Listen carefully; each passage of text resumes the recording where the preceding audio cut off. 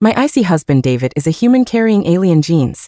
At night, I make him use his abilities to please me. Suddenly, I hear audience voices. The male lead hates when people ask about his alien genes. Is this supporting character trying to die?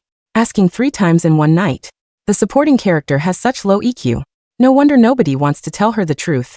Poor thing doesn't know that as a pure gene human, the male lead only treats her as a research subject. She's about to be written off. Why feel sorry if she doesn't get written off? How can our precious female lead be with the male lead? I shrank back, pressing down on David's broad shoulders.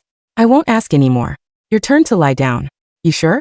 David froze, looking down at himself, then up at me like he suspected someone had possessed me. Remembering the voices that lashed through my mind, I took a deep breath and gently patted his shoulder. David looked down with deep eyes. Sure you want to switch positions? I hesitated for a moment, then nodded. You're already tired from training soldiers during the day. Take it easy at night. Perhaps not knowing why I'd suddenly become gentle and considerate. David stayed silent for a moment.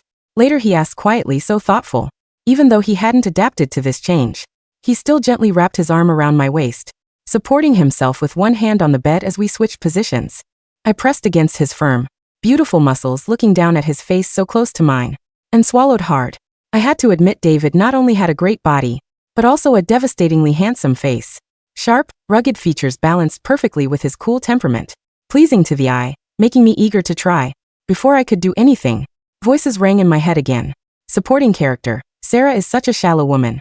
Why does she get to enjoy such good treatment? Speak. She makes the male lead lie down, so he doesn't have to use his abilities. She's still just lusting after his looks, wanting him to serve her. The male lead's abilities are speed and sensory enhancement. Even lying down requires effort. No wonder the supporting character shamelessly links to the male lead. Don't be angry upstairs. According to my analysis, the supporting character will soon be sent to the research institute. The male lead will only belong to the female lead. In the end I shivered, instinctively shaking my head, trying to make those voices disappear. The person beneath me suddenly arched up. David's face was cold and hard, his gaze displeased. Hastily turning aside, I froze, thinking he was unhappy, hesitating whether to get up. I heard him say, "You made such a fuss about switching positions. Why aren't you starting?" I mumbled, "Oh, in a daze. If what the audience said was true, that I'd die early from clinging today, I might as well enjoy him thoroughly while I could." I thought about pinning him down for a long time, but intimidated by his icy face, I mostly let him take charge in bed, back and forth, just to positions not satisfying. I took a deep breath and held him down. Might as well live in the moment. The next day when I woke up, David was still sleeping. For the first time, I didn't kiss him and tiptoe out of bed. David was busy and not very lustful. We had marital relations once a week, so every morning, I'd ignore his cold face and give him a good morning kiss. Maybe I'd annoyed him with my clinging. He went from unwilling to helpless. After getting ready, I went to work at the base's pub city department. Besides me, there were 2 other colleagues in the office. They were both humans carrying alien genes. Their abilities were enhanced, hearing and speed writing respectively. The female colleague was named Lisa, David's childhood friend. Perhaps seeing me arrive so early for the first time, Lisa looked at me suspiciously. You didn't need brains to guess what she was curious about. I sipped my coffee and met her gaze. Lisa asked curiously, "Coming so early today, did you fight with David?" I smiled. He only has one expression all day. Can't really fight with that. Lisa gave a thumbs up. More like roommates than spouses. Truly respectfully, distant as ice. We looked at each other, and both shook our heads. After work, everyone ate dinner at the base cafeteria area. Amid the commotion, David walked in with several general-looking men. I kept my head down, continuing to eat. My peripheral vision couldn't help glancing at him. He was talking with colleagues, not noticing this side. I breathed a sigh of relief, but my heart felt a bit sour. Voices rang in my head again. The supporting character realizes the male lead doesn't like her, but this can't change the fact that the male lead hates her. He still treats her as a comprehensive research subject. Don't need to explain how miserable research subjects have it. Good that she's aware now. No need to keep leaning to the male lead and making him coldly disgusted. The male lead must be so relieved inside. Only the female lead deserves the male lead, who made our precious girls alien genes compatible with the male leads. I swallowed hard, barely maintaining stability. David, did he really treat me as a research subject? If I stopped clinging to him, he should be happy. Wouldn't have to waste his abilities in bed. Probably not daring to see him again. I quickly finished eating. Even when delivering materials to the commander's office, I didn't say a single unnecessary word. Lisa was incredibly surprised. You really did fight. Why so quiet? David was taciturn, and I'd made teasing him into talking my hobby. Whenever I had time, I'd chat with him, trying to make him blush with anger. But now I didn't dare. All day, I only spoke 2 sentences to him. Superior, subordinate, relationship. Strictly business. The moment he frowned, I'd quickly leave. I didn't go home that night either, going to the base's fitness training room instead. I didn't want to become the cannon fodder the audience mentioned, nor a research subject. Didn't want others to discover my identity. I had to train my physical fitness well. 500 years ago, Earth faced massive natural disasters. Humans carrying alien genes evacuated Earth first. They built cities on new planets, but couldn't fully adapt to local environments. So while continuing genetic editing, they also needed stronger physical fitness. Aliens, due to different edited genes, possessed different abilities, and could improve physical fitness better and faster. Gradually, fitness changed from necessity to fashion. But pure gene humans had no genetic advantage. Just training fitness required much more effort. Purging humans on this planet were few and far between. I was an orphan who'd traveled here from hundreds of years ago. That day, I'd stayed up all night finishing my thesis. I just stood up when I lost consciousness. When I woke up, I was in a primitive wasteland. David rescued me from the storm. Arriving here, I developed a dependency on him. But at 20 on this planet, I wasn't yet an adult. He wasn't a commander then, but still brought me back to the base to continue studying. With his stern face and having saved me from danger, I fell for him at first sight. So after smoothly graduating from the base school, I began pursuing him. Lisa gave me a thumbs up, saying I was admirably brave and could cry to her if rejected. But under my persistence, David agreed. I just didn't expect him to be so traditional. During our first intimate moment, he asked if I wanted to marry. Interstellar society's marriage system was nearly collapsed. People would sacrifice half their lives for brief passion. Having pursued him for so many years, desperately wanting to possess him, I agreed directly. From then on, I had to kiss him in the morning, send him messages during the day. On rare weekend nights, I clinged to him to use his abilities. But David didn't like me, so he wasn't enlightened. After a year of marriage, he only knew 2 moves. Even in bed, he kept a cold face. I didn't understand before, but now I heard the audience voices, knowing he'd ultimately belong to the female lead, marrying me only to bind me for research. My eyes red, terrified of being tortured as a research subject. After all, I hadn't enjoyed good days for long. The fitness training room was crowded as usual. I first did a fitness assessment, then trained for several hours. When I stopped, I drenched in sweat. During this time, David called my communicator. Once I pretended not to hear. Coming out of the shower, I couldn't help checking if he'd called again. Unsurprisingly, he hadn't. I saw Lisa's brother was also there and ran over to him. Robert was a famous lawyer with countless winning cases. I humbly asked, Mr. Robert, do you know what procedures divorce requires? I nervously lowered my head, afraid he'd overthink after all he and David had grown up to together. Robert was stunned for a moment. Later he politely replied, this year's marriage and birth rates hit new lows, so the government has harsh divorce requirements and complicated procedures. You need a 6-month separation cooling period, then specific property division. Some cases require genetic incompatibility certificate. It's to divorce successfully. I was confused listening, but still carefully listened to his half-hour explanation, finally concluding he'd never seen divorce cases. Everything was theoretical. Isite, asking if he could find some case files for me to review in a couple days. But Robert pointed behind me. David had appeared at the fitness room entrance sometime. He looked at me for several seconds then walked forward. You're very strange today. David's voice cut through the humid air of the gym. It was low, carrying that familiar sub-zero chill, but there was a faint, almost imperceptible tremor beneath it. I stiffened. The towel in my hands felt suddenly like sandpaper. Beside me, Robert cleared his throat, the polished lawyer suddenly looking like a deer caught in headlights. Commander, Robert nodded stiffly, gathering his gym bag. I'll look into those theoretical files for you, Sarah. Have a good evening. He practically sprinted toward the locker rooms. Left alone with David, I kept my gaze fixed on the rubberized floor. His combat boots stepped into my line of sight. He didn't wear his full uniform, just a black tactical undershirt that clung to the devastatingly firm muscles I had brazenly pinned down the night before. Usually the sight of him like this would make my heart race with a mix of awe and possessive thrill. Now it just made my stomach twist into cold knots. Divorce. The word sounded foreign in his mouth, as if he had to physically force it past his teeth. His sensory enhancements meant he had probably heard our entire conversation from down the hall. I took a breath, forcing my heart rate to steady. I couldn't let his enhanced hearing detect my panic. Just asking for a friend. I lied, my voice flat. Or maybe just planning for the future.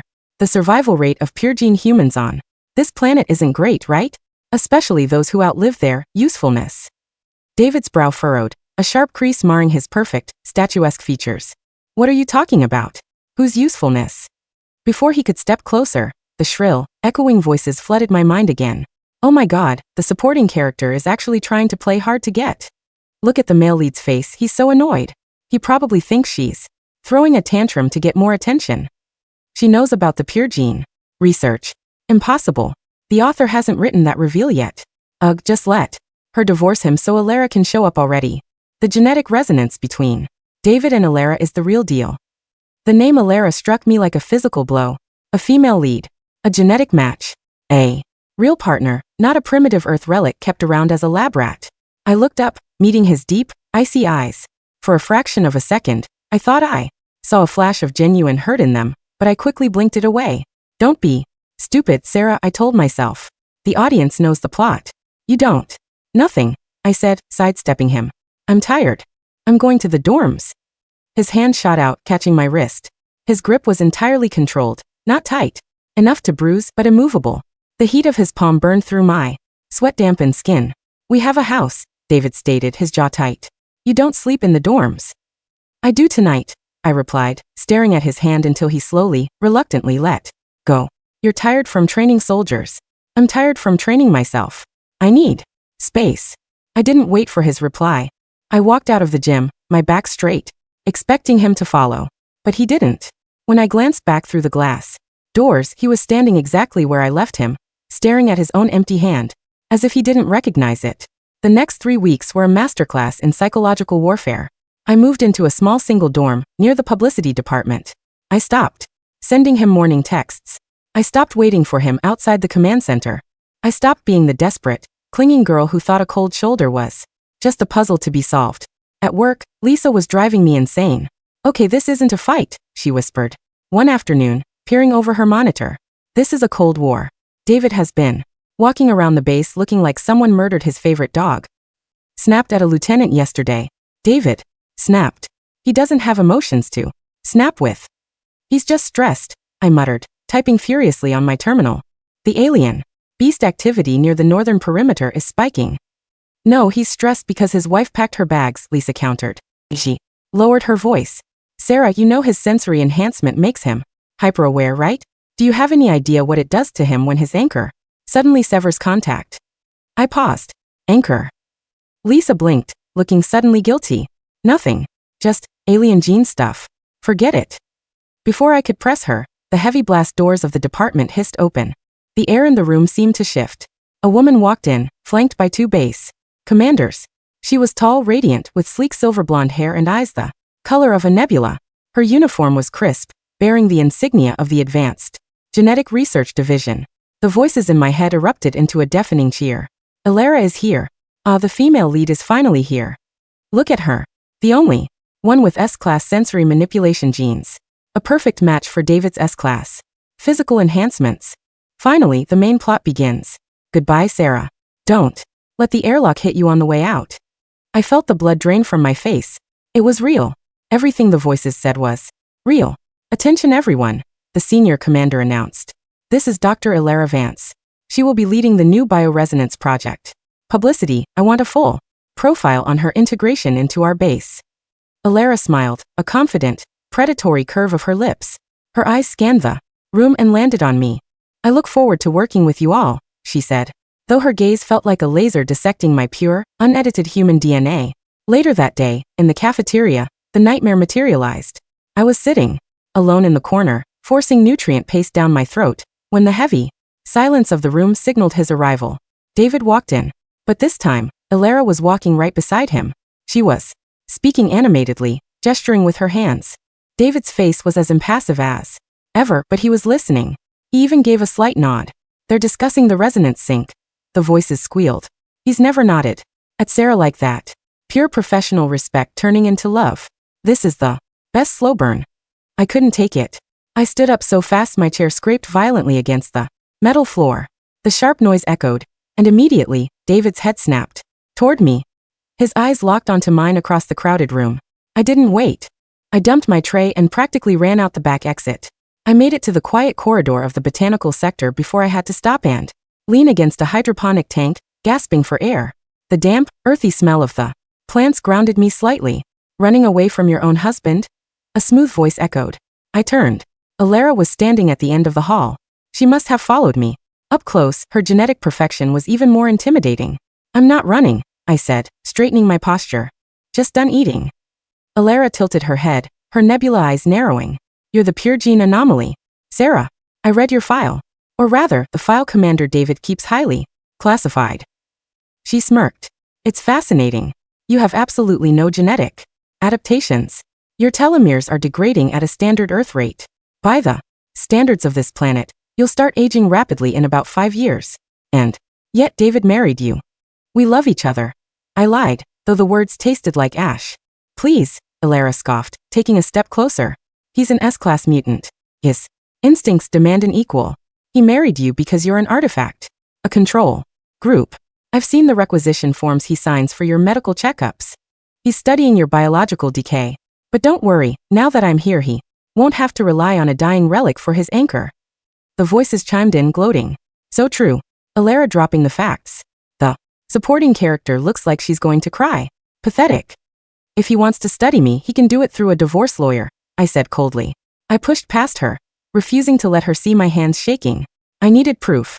If David was truly using me as a research subject, studying my biological decay, there would be records. That night, at 0300 hours, I slipped out of my dorm. Taking advantage of the base's low-security night shift, I bypassed the main elevators and took the maintenance shafts down to the medical wing. Working in publicity meant I had level 3 clearance, just enough to get into the outer archives. The medical terminal glowed blue in the dark room. I typed in my own name. Access denied. Clearance level 5 required. I bit my lip. I typed in David's identification number, then cross-referenced it. With my name, a single, encrypted folder appeared. The title was a string of alphanumeric codes, but the subtitle made my breath hitch. Subject: Sarah. Protocol Genesis. I didn't have the password, but I remembered David's old comms code from when we were just a commander and a student. 04, Wasteland 09. The day he saved me. I typed it in. The folder unlocked. Dozens of files spilled across the screen. Blood work, tissue samples, neurological scans. All mine. But it was the footnotes that made my blood run cold. Cellular degradation noted. Subject requires immediate stabilization. Infusion of S-class synthesized marrow required to halt decay. I backed away from the screen, covering my mouth. Alara was right. The voices were right. He had been tracking my decay. He was planning to pump me full of alien marrow, to mutate me, to edit me into something else, or worse, to see what happens when pure human blood meets alien genes. A guinea pig. What are you doing here? The voice came from the shadows. I spun around. David stood in the doorway, his broad frame blocking the only exit. His eyes darted to the glowing terminal, then back to my pale face. You. My voice cracked. You've been tracking my cells. You've been keeping files on my decay. David stepped into the room. The automatic lights flickered on, casting harsh shadows across his sharp cheekbones. You shouldn't be reading that, Sarah. You don't understand the medical jargon. I understand enough. I shouted, the dam finally breaking. I know I'm a pure gene human. I know I'm useless on this planet. But I thought you at least married me because you had some shred of affection for me. Not to use me as a control group. Not to mutate me. David's entire body went rigid. His eyes widened slightly, a rare break in his icy facade. Mutate you? A control group? Who told you that? The files. And Alara. I backed away as he took a step forward. Just let me go, David. I've already contacted Robert. I want a divorce. You have your perfect S-class match now. You don't need the Earth relic anymore. For a moment, silence hung heavy in the room. Then the air pressure seemed to drop. David's eyes darkened, the pupils dilating until they were almost entirely black, a sign of his sensory abilities surging out of control. Divorce, he repeated, his voice dropping an octave, vibrating with a terrifying, suppressed intensity. You think I'm going to let you divorce me? You don't have a choice. I shot back, though my knees were trembling. In a fraction of a second, faster than my human eyes could process, he closed the distance between us. He didn't hurt me, but his hands slammed onto the desk, on either side of my waist, caging me in. He leaned down, his face inches from mine. I could feel the heat radiating off him, Smell the ozone and musk that always accompanied his power. I saved you from the wasteland, he gritted out, his breath ghosting over my lips. I brought you into my home. I tied my name to yours. Do you really think I did all of that for a science experiment? Then why? I cried out, pushing against his chest. It was like pushing a brick wall. Why the cold face? Why the distance? Why the files on my decay? Before he could answer, the base's emergency klaxons began to wail. The room, bathed in strobing red light. Warning. Level 4 breach. Sector 7. All combat personnel report to station. David cursed viciously under his breath. He pulled away from me, his chest heaving as he fought to regain his composure. Sector 7. That's near the civilian dorms. He looked at me, his eyes blazing with a mix of fury and fear. Go to the underground bunker. Now. We are not done with this conversation. He didn't wait for my nod. He turned and vanished into the corridor, a blur of inhuman speed. Wow, the male lead looks so cool when he's mad. The voices swooned. Sector 7 is where Alara's lab is. He's rushing to save her. I froze. Was that true? Was he rushing for her? I shook my head, slapping my own cheeks to wake up. I didn't care anymore. I had to survive. I bolted out of the medical wing, but I didn't head for the bunker. Sector 7 was right next to the publicity archives. The only physical copy of my Earth arrival passport and my separation paperwork was in my desk. If the base was breached, I couldn't risk losing my only means of legal independence. I ran through the chaotic corridors. Soldiers were rushing past me in the opposite direction. The sounds of plasma fire and monstrous shrieking echoed from the upper levels. My lungs burned, but the weeks of intense physical training in the gym paid off. I didn't collapse. I kept moving. I burst into the publicity department. The room was empty, the glass windows cracked. Outside the reinforced windows, I could see the horrors. Massive, multi-limbed beasts, a local fauna mutation, tearing through the outer fences. I grabbed my documents from my drawer and shoved them into my jacket. Just as I turned to leave, the ceiling above me groaned. A massive claw ripped through the metal plating. Concrete and steel rained down. I threw myself under a heavy reinforced desk, covering my head as the beast tore into the room. It was huge, covered in chitinous armor, its mandibles dripping with corrosive acid. It sniffed the air. It was looking for genetic energy. Then it locked onto me. The pure gene anomaly. Easy prey. It lunged. I screamed, closing my eyes. But the impact never came. Instead, there was a deafening boom, a flash of blue plasma, and the sickening sound of flesh tearing. I opened my eyes. David was standing over me. He had intercepted the beast midair. One of his hands was buried deep into the creature's armored throat, plasma burns scorching his own skin. But he wasn't looking at the beast. He was looking down at me, his icy facade completely shattered, replaced by a raw, primal terror. Sarah, he gasped out. The beast thrashed violently. A jagged spine on its tail whipped around, impaling David straight through the side of his abdomen. He didn't even flinch. He just twisted his arm, snapping the beast's neck with a horrific crunch. The monster collapsed, dead. David swayed. Blood, dark red and glowing faintly with alien enzymes, poured from his side, pooling on the floor. He dropped to his knees, his hand instinctively reaching out to grab my shoulder. Are you hurt? He choked out, his eyes frantically scanning my body. David. I scrambled out from under the desk, pressing my hands against his wound. The blood was terrifyingly hot. Why did you come here? The voices said. You went to Alara's lab. He grabbed my hands, his grip weakening. Who the hell is Alara? He coughed, his eyes losing focus. You, my anchor. I couldn't hear your heartbeat in the bunker. He collapsed forward, his heavy head resting on my shoulder, entirely unconscious. The medical bay was chaos. I sat outside the operating theater, my hands stained with David's blood, staring blankly at the wall. Alara paced the hallway, barking orders at the nurses. When she saw me, her face twisted with disdain. You almost got him killed, she snarled. He abandoned the perimeter defense to dive into a collapsing sector for you. He used a forbidden sensory overload technique to track your specific heart rhythm through a war zone. It ruptured his eardrums and nearly burned out his nervous system. I didn't say anything. I just looked at my blood-stained hands. He tracked my heartbeat, not hers. The voices in my head were chaotic, glitching. Wait, why did the male lead save the cannon fodder? The plot is wrong. Alara was in danger too. Is it a bug? Why is he risking his life for a pure gene? Shut up, I whispered out loud. Alara stopped pacing. What did you say to me? I looked up at her, a strange, cold calm settling over me. I wasn't talking to you. But since you're standing there, let me ask you something, doctor. You said. David is studying my decay to mutate me. What is protocol genesis? Alara crossed her arms, sneering. It's exactly what I said. A gene splicing experiment.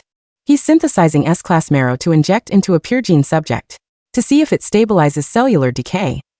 Who is the donor for the S-class marrow? I asked, my voice deadly quiet. Alara hesitated. She frowned, clearly not having looked that deep into the file. I don't know. The base's genetic vault, presumably. It costs billions of credits to synthesize. Just then, Robert burst through the medical bay doors. The lawyer looked disheveled, clutching a briefcase. When he saw me, he rushed over. Sarah, thank God you're alive. He looked at the operating room doors, his face pale. Is David? He's in surgery, I said. I looked at Robert. Robert, you grew up with him. You know his finances. What has he been spending his money on? Why does he need billions of credits? Robert swallowed hard, looking at Alara, then back at me. Sarah, client. Confidentiality. He almost died for me today, Robert. Tell me. Robert sighed, running a hand through his hair. For the last 2 years, David has been selling his own bone marrow on the interstellar black market. Alara gasped, her perfect composure shattering. What? That's illegal. And suicidal. The extraction process for an S-class mutant degrades their own lifespan. I told him that, Robert said miserably. But he needed the money. He's funding a private shadow lab. Protocol Genesis. He looked at me, his eyes full of pity. Sarah, pure gene humans don't survive here. Your telomeres are decaying. You would have died by 30. The only cure is a highly personalized, synthesized gene stabilizer made from a compatible S-class donor. The world seemed to stop spinning. The fluorescent lights buzzed overhead. He wasn't experimenting on me. I whispered, the realization hitting me like a physical weight.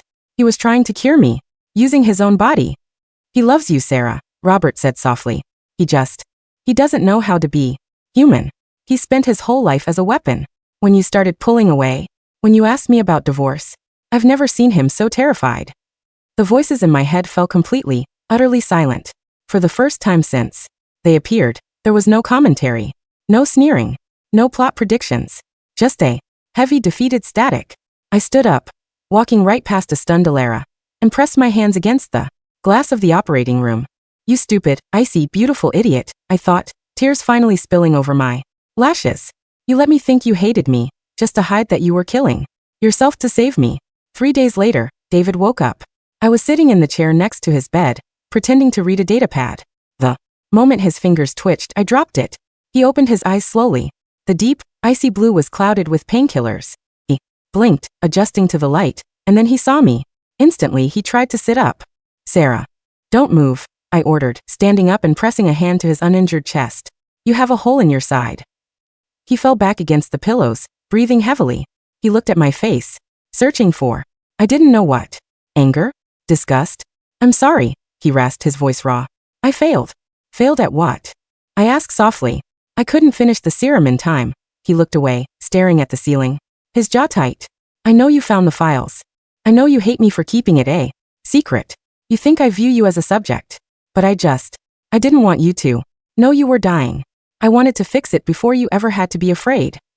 I felt a sob rise in my throat, but I forced it down. So, you decided to just bleed yourself dry behind my back? Sell your marrow? Degrade your own lifespan? David's head snapped back to me, shock rippling across his features. How did you? Robert talks when he thinks you're going to die, I said, a tear slipping down my cheek. I leaned over him, grabbing his face with both hands, forcing him to look at me. David, you absolute fool. You thought I wanted a divorce because of the files. You stopped kissing me, he whispered, the vulnerability in his voice shattering my heart completely. This terrifying, powerful commander, who could rip monsters apart with his bare hands, sounded like a lost child. You stopped smiling at me. You moved out. I thought. My icy face finally drove you away. I don't know how to be warm, Sarah. I tried, but I'm just a soldier. I stopped because I thought you wanted Alara, I confessed, my voice trembling. I thought you hated my pure genes. David looked genuinely disgusted. Alara? The woman is a narcissist with a god complex. The only reason she's on this base is because her division has the tech. I need to finish your serum. I tolerate her for you. Suddenly, a faint, desperate squeak echoed in my mind. No. The plot, this isn't how it goes. I smiled through my tears. I finally understood. The voices weren't some omniscient truth. They were just a rigid cliched system trying to force my life into a predictable, tragic novel trope. They wanted the cold CEO type to end up with the perfect match. They couldn't compute a love that defied genetic logic. Watch me, I thought viciously at the voices. Watch me ruin your plot. I leaned down and pressed my lips to his. David froze for a split second, before his uninjured arm wrapped around my waist. With desperate, crushing force, he kissed me back with a starving intensity, his lips parting mine, pouring all his unspoken fear and longing into the kiss. The cold, impassive commander was gone, replaced by a man holding onto his lifeline. When we finally broke apart, we were both breathless. Don't you ever hide something like that from me again, I whispered against his lips. We are partners. If my cells are decaying, we fight it together. Not with you playing a silent martyr. Okay, he breathed, his eyes locked on mine, blazing with a warmth I had never seen before. Okay, no more secrets. I shifted slightly, my hand resting gently against his stomach, right above the bandages. And for the record, I never minded the cold face, but I do prefer it when you talk to me in bed. A faint, beautiful flush of red crept up David's neck, reaching the tips of his ears. It was the most incredible thing I had ever seen. The stoic commander, blushing. I can adapt to that, he muttered, pulling me down for another kiss. In the deepest recesses of my mind, I heard the system give one last, static-filled whine, like a radio losing its signal. Connection lost. Storyline terminated. And then there was only silence. Beautiful, uninterrupted silence, save for the steady, strong sound of my husband's heartbeat beneath my ear. 6 months later, the alarm clock buzzed softly. Sunlight streamed through the windows of our house, not the dorms, but the spacious commander's residence on the upper ring of the base. I groaned, burying my face in the pillow. A heavy, warm arm draped over my waist, pulling me backward against a broad, bare chest. Morning, David murmured, his voice thick with sleep and gravelly. He pressed a kiss to the back of my neck, sending shivers down my spine. I turned around in his arms, smiling as I looked at him. He still had that striking, ruggedly handsome face, but the icy aura was gone. It had melted, leaving behind a quiet, intense devotion that he reserved entirely for me. You're talkative this morning, I teased, tracing the line of his jaw. You told me to communicate more, he replied, a tiny smirk playing on his lips. I am following my wife's orders. It had taken a few months, but the protocol Genesis serum had been completed, without David having to sacrifice any more of his lifespan. Once, Alara realized David would literally kill anyone who tried to force a genetic match on him. She transferred off the base in a fit of bruised ego. With her gone, Robert brought in independent scientists who synthesized the remaining formula safely. My telomeres were stabilized. I wasn't an S-class mutant, but I had a long, healthy human lifespan ahead of me. What time is training today? I asked, stretching lazily against him. Not until noon, David said. His eyes darkened slightly as his gaze dropped to my lips. His hand trailed down my side, his touch igniting a familiar fire. Which means we have time. Time for what, Commander? I whispered, my heart rate picking up. With a sudden fluid motion, David flipped our positions, pinning me beneath him. He looked down at me, his eyes burning with that primal, intense hunger that he no longer bothered to hide behind a mask of indifference. Time to let me take charge, he said, his voice dropping to that thrilling, sub-zero octave that always made my breath catch. You said you mostly let me do it because you were intimidated by my face. I've been practicing my expressions. Tell me how I'm doing. I laughed, wrapping my arms around his neck and pulling him down. You're doing perfectly. There were no voices, no audience, no predetermined plot, just us writing our own story one heartbeat at a time.